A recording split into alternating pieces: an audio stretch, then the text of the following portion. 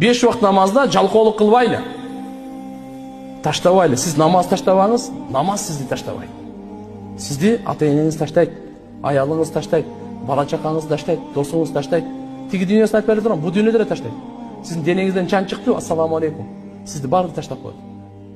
Сизге эч кимге керек эмес. Көп болсо бир жума ыйлайт, бир ай. Болду, ар кимдин өзүнүн тиричилиги бар. Бирөө больницага барыш керек, бирөө тойго барыш керек, бирөө эс алганга барыш керек, бирөө жумушка чыгыш керек, мамлекеттин ишине барыш керек. Эч кимге кереги жок, болду. Сиз таштабаңыз намазды, намаз сизди таштабай. Пайгамбарыбыз айткан бейиштин ачкычын таштабагыла, алып жүргүлө. Эртеге сиз көзүңүз чачырап, эч ким сизге жардам бербегенде, намаз сизге жардам берет. Эң биринчи кыямат күнү биринчи намаздан сурак башталат. Намазыңыз жакшы өттү, баардыгы жакшы өтөт.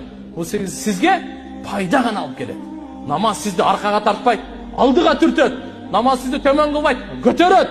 Намаз сизди дозокко таштабайт, бейишке чыгарат. Намаз колуңузда бейиштин ачкычы. Намаз таштабаңыз, ырыскыңыздын берекеси, күнөөлөрдөн сактай турган, токтото турган, абийирсиздиктен, кылмыштуулуктан токтото турган бул намаз. Намаздын күчү. Ошон үчүн Алла Таала бизди жакшы көрөт, намазда көргүсү келет. Алла бизди намазда көрүп, базарда эмес, намазда көргүсү келет Алла Таала бизди. Кайра намаздын ичинде көргүсү келет Алла Таала.